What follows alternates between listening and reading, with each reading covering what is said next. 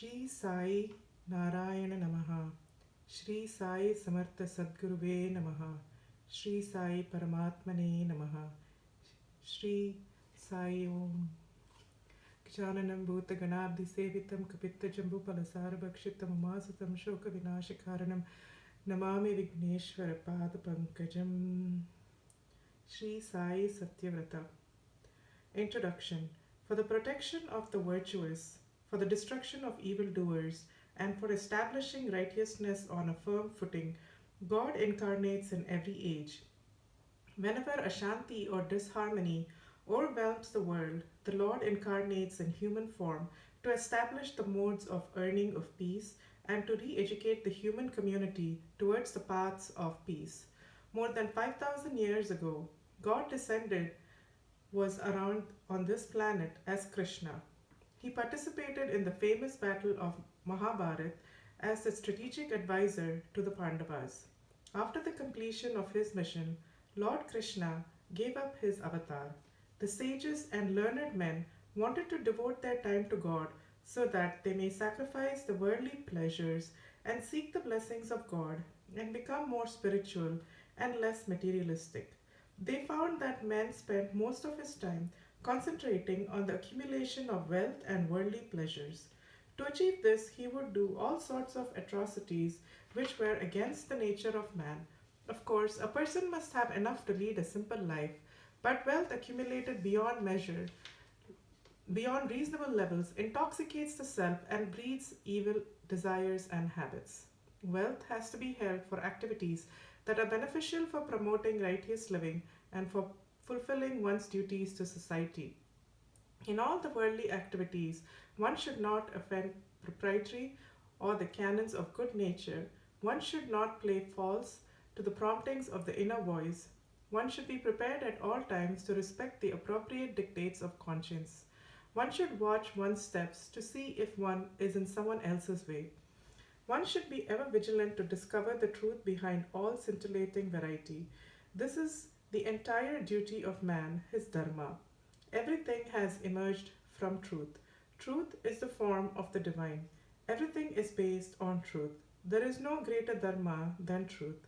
The scriptures direct that man has to earn just enough for his upkeep by honest means and use the rest of his time and skill for the general good of everyone.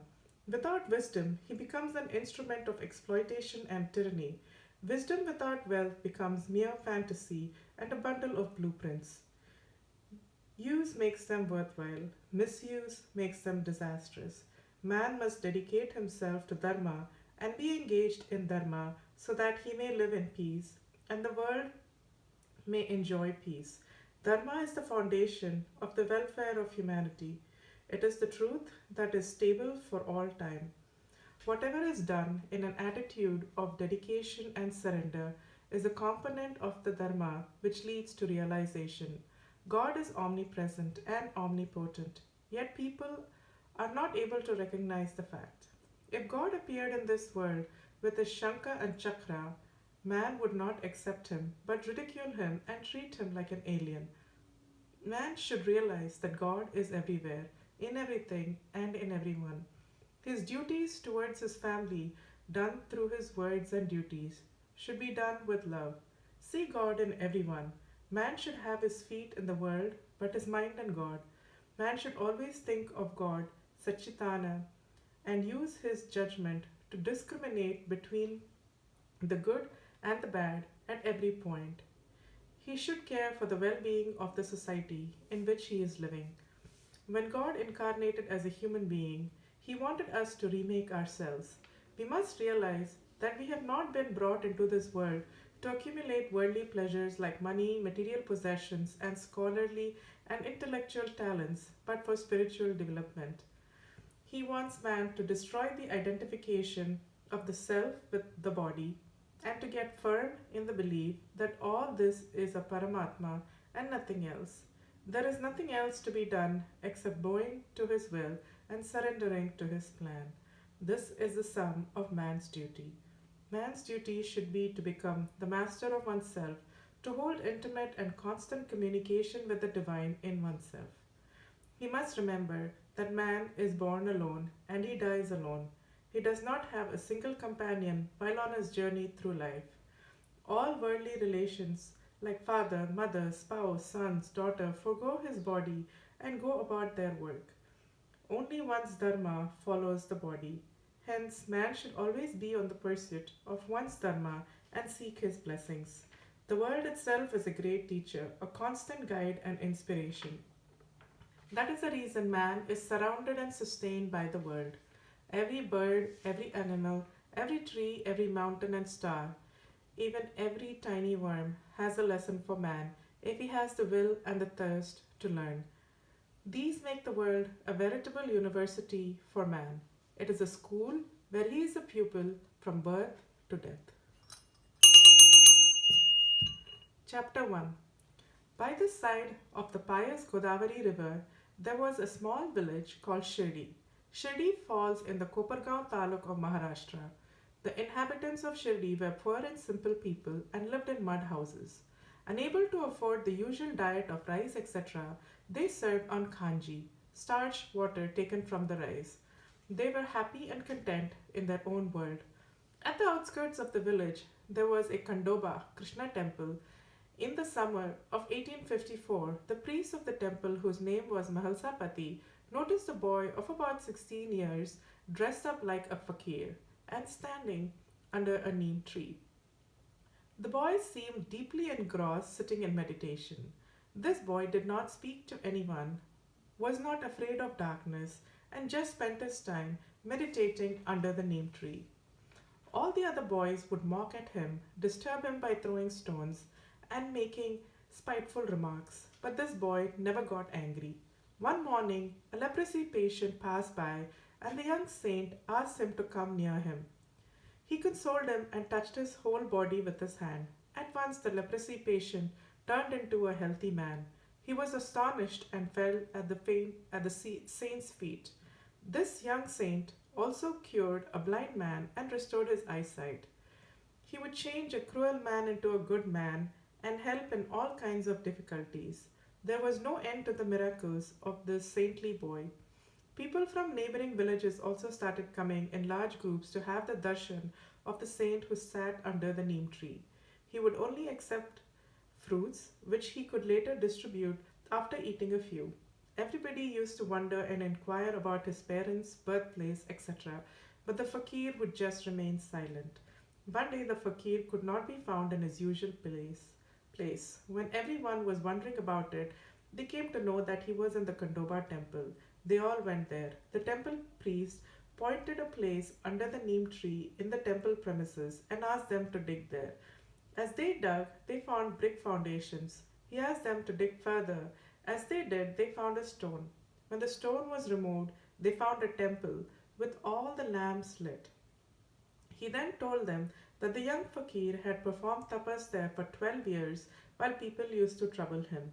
The young fakir then asked them to replace the stone and guard the place which was holy and sacred as he was going to visit his guru. Saying this, he disappeared. No one knew about his whereabouts or received any information about him. In 1856, on a hot summer day, a man by the name Chandbai Patel lost his horse. He went about frantically in search of the lost horse with the saddle over his shoulders. He met a young fakir sitting under a tree along his path. He wore a cloth on his head and a long shirt on his body, and he was carrying a satka and some tobacco. He called Patel and inquired why he was carrying a saddle on his back. He lighted the chilim, producing fire and water by hitting the satka on the ground. He told Patel that his horse was a few yards away and directed Patel to the horse by lighting the path where the horse was found as predicted. Patel was greatly surprised at this fakir's divine power and requested him to accompany him to his village. The young fakir went with him. In 1858, Chandbai Patel's nephew's marriage took place in Shirdi. The bride's place was also Shirdi. Chand Patel requested the fakir to accompany them and bless the couple. In the Kandoba temple, the carts in which they were traveling stopped. Everyone got down, including the fakir. Malsapati saw the fakir and called, "Come, come, Sai," which became a divine name. The marriage was over and the marriage party returned, but the young Sai stayed back in Shirdi. Om Shri Sai Ram. End of chapter 1. Chapter 2. The Hindus were under the wrong impression that Sai Baba was a Muslim, and hence they would not allow him to enter the Hindu temple. In that village, there was a dilapidated masjid in which Baba used to stay. Baba used to keep a fire burning continuously day and night. He also planted a tulsi plant. Even though he dressed like a Muslim fakir and resided in the masjid, he kept fire and a tulsi plant like a Hindu. Both Hindus and Muslims accepted him as one of them and used to visit him. One day Mahalsapati was hit with a stick by the Muslims when he was entering the masjid with puja materials in his hand. Instantly, Baba started yelling with pain, and to their surprise, they saw that Baba was having injuries on his back and was bleeding profusely. On the other hand, Mahalsapati, who had been hit, was not injured in any way. Then Baba told them they all are his children and they must accept the truth. There is only one God. He told them that there were no separate gods for Muslims and for Hindus. After saying this, Baba came and occupied his asan. Baba used to often ask Nana Sahib, who was serving as the deputy collector at that time, to come and visit him. But Nana Sahib, taking him for a mere fakir, never cared for his words. However, one day when he came to see him, Baba explained to him that they were related in the previous 7 lives and that they have been resurrected again in this life. Nana Sahib, unable to understand the significance of Baba's words, looked puzzled. Then suddenly he saw Baba with a halo around him. Baba gave him a vision of Rama, Shiva, Krishna, and Maruti. Seeing all this, Nana Sahib was convinced that Baba was not an ordinary fakir but an incarnation of God. One day, while on his official duty, Nana Sahib went up a hill. Since it was summer, he was unable to get a drop of water to drink. He was exhausted and felt as if he was dying. He sat on a stone and started shouting, "Thirst, thirst." Then suddenly a man appeared before him, told that there was water below the stone he was sitting on. When Nana Sahib removed the stone, he found plenty of water. The water tasted very sweet. Nana Sahib felt that Baba himself came in disguise and saved his life. He went to Shirdi and informed Baba about his adventure on the hill. Baba confirmed and said that he had indeed come into this world to save his devotees. Hearing the stories, the devotees had the faith that Baba was there to protect them in times of difficulties. End of chapter 2. Om Shri Sai Ram. Chapter 3. Sai always responds to the call of his devotees, takes away their burdens, and protects them. The following story illustrates this. Dada Saheb Karpade was an advocate in Amravati. He, along with his whole family, came to Shirdi to offer prayers to Baba. They were all spending their time happily in Shirdi when one of the boys was down with high fever. He suffered for 2 days, and on the third, the doctor found white blisters on his body and diagnosed him to be suffering from bubonic plague. On hearing this, the mother of the boy started crying. Baba consoled her by saying that when he was there, there was nothing to fear. He would bear all the burden. This was said in front of many devotees sitting around him. Baba, to prove his statement, lifted his shirt and showed blisters on his body. He had taken over the boy's blisters onto himself. Needless to say, the boy was cured and healed completely from that moment itself. Another story will illustrate this even further. One day, while arranging the firewood in the duni, Baba put his hand into the fire. His devotees who were around him came to his rescue and pulled Baba away. They asked Baba for an explanation for his action. Baba then told them that there was a blacksmith who was a devotee of his in a village about 100 kilometers away from Shirdi. His wife was working at the bellows of the furnace. When he called out for her for some work, leaving the baby unattended, she went into the house. The baby unknowingly crawled into the fire. Seeing this, Baba put his hand into the fire to save the baby from being burnt. Baba said that he did not mind that his arm was burned, but he was glad that the life of the baby was saved. This incident was confirmed by the blacksmith and his wife some days later when they came to thank Baba. All these incidents show how kind and affectionate Baba was to his devotees. Blessed are the devotees who got to witness his miracles. End of chapter 3. Om Sai Ram. Chapter 4. This chapter illustrates further how Baba always comes to the rescue of his devotees. Rustamji Wadia of Nizam state was a very rich man. He had amassed lots of houses, cattle, and was very well respected. Everybody thought him to be a good and happy man. But the truth was otherwise. In spite of donating generously, performing all kinds of pujas, he was not blessed with children. All his prayers were of no avail. He thought himself to be very fortunate. One day, he was fortunate enough to meet one of Baba's most intimate devotee named Das Kanu. Das Kanu advised him to visit Shirdi and seek the blessings of Baba. He also assured him that Baba would bless him with children. Trusting him, Rustomji, along with his wife, came to Shirdi. He very respectfully and devotedly offered Baba a basket of sweets and mangoes and prostrated before him reverently. Seeing Baba's divine form, his whole body began to shiver and tears came out of his eyes. Baba lovingly pulled him up and blessed him, saying that all his sins were forgiven and that he would be blessed with children. He gave 4 mangoes to Rustomji's wife, saying that she would be blessed with 4 sons. Rest of the fruits in the basket were distributed among the devotees sitting there. Needless to say, in due course, Rustamji was blessed with a son. He came along with his wife and son 1 year later to take the blessings of Baba. Later, he built a Vada for the use of devotees of Shirdi. Even today, the Vada is called Rustamji Vada. This story shows that Sai Baba showered his blessings upon all his devotees. Another interesting story is about a devotee by the name Shiv. He was a student of law. He went to Shirdi to get blessings of Baba. Baba blessed him and told him not to worry. He asked him to appear for the exam with his complete faith in him. Just before the exams, he suffered from serious illness, which made him doubtful about his success in examination. His friends felt that Shiv had not done well, but Shiv was confident of his success as he had the blessings of Baba. When the results were declared, he passed the examination with distinction. Everyone, including his friends, were surprised. Then they remembered his confidence in Baba's words. This story shows how Baba's blessings would remove all difficulties. Baba will bless anyone who remembers him with love and devotion. End of chapter 4.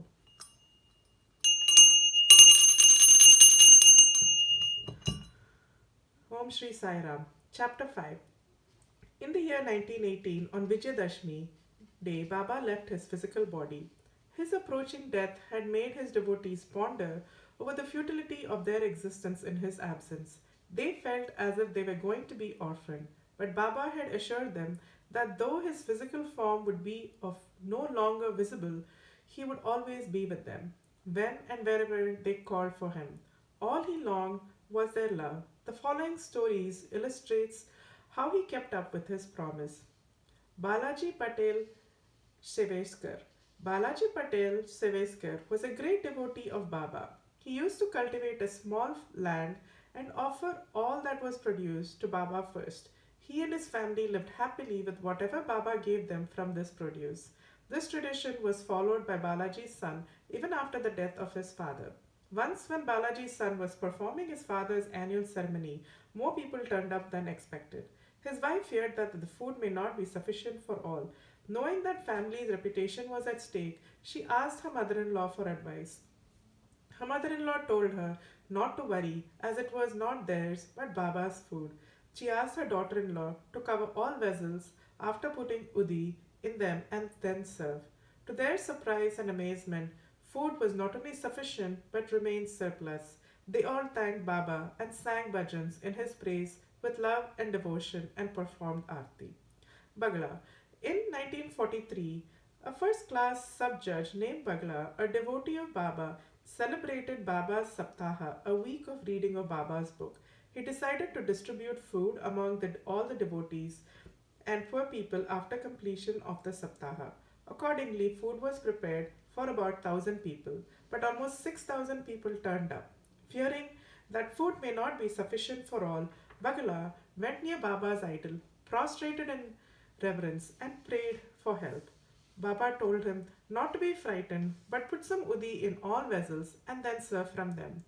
The food again was not only sufficient, but there was surplus. This story reminds us of how Lord Krishna presented the Akshay Patra to Draupadi to satiate Durvasa and his disciples' hunger. The list of Baba's miracles is endless. Only a few of them have been narrated here. Whosoever performs this vratam and listens to Sai Leelas with love and devotion is sure to be blessed by Baba. After the completion of the vratam, the prasadam should be distributed and taken by one and all. Only then the vratam is said to be completed. Om Sai Om Shri Sai Jai Jai Sai. Om